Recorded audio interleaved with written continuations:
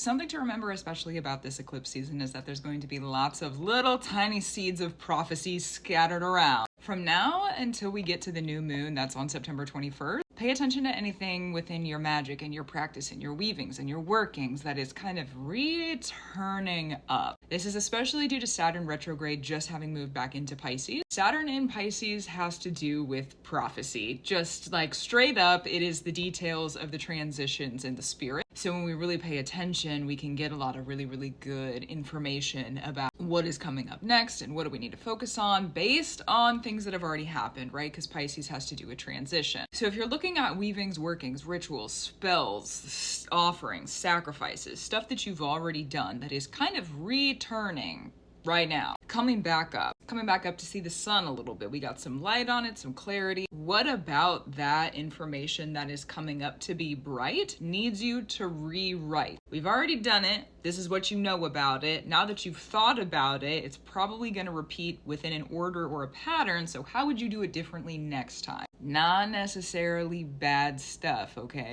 Don't get lost in the sauce of if there's bad stuff that's happened, that it could happen again. That's not the direction we're gonna go in. Now, bad stuff, good stuff, neutral stuff, okay, perspective. If there's things that have happened in the magic breakdown with Saturn, it's about patterns. So look at the order of how things happen. And if there is bad stuff that went on that you're like, listen, I don't want to do that this next time, write it out. Don't put it in the story this coming up season. That's part of the reason it's coming up now, is that you can be like, wait a minute, I do see this order or this pattern, and in this order or pattern of 1, 2, 3, 4, the fourth thing sucked, and I do not want that to happen again for these reasons. When I get to this position that I'm thinking about, dreaming about, and working for in the future, now I know this is a direction I don't need to go in because I already know the pre-positions. I know the 1, 2, 3.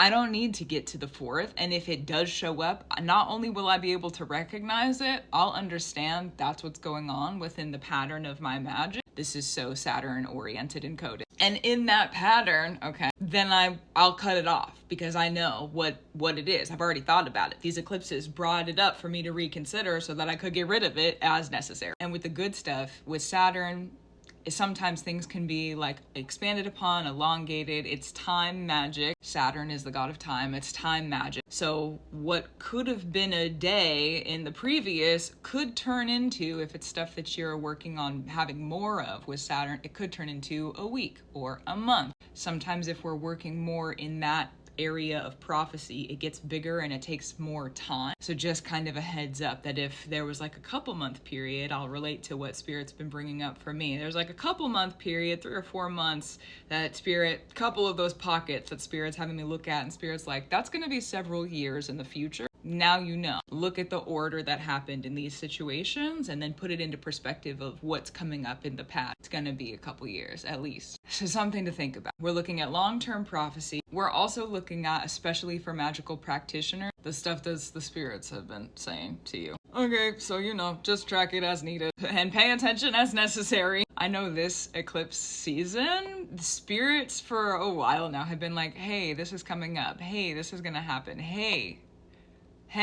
And there's been several things in this eclipse season where I'm like, oh, wow, you weren't kidding. That was, okay, got it. Here we go. Yeah. So you could see some prophecies come into fulfillment at this time as well. Some origin, present, future stuff going on with the time magic, Saturn in Pisces, eclipse in Pisces, and the next one coming up in Virgo. If you want to collect all that information from the Saturn in Pisces pockets and then put it into application going into the new moon in Virgo, you're literally precisely where you are needing to be. Yeah, I think that's all for me for this one. Gratitude, reverence, and love to you. Keep up the brew you do. I will too. I'm gonna get my coffee and I'm gonna keep a brewing.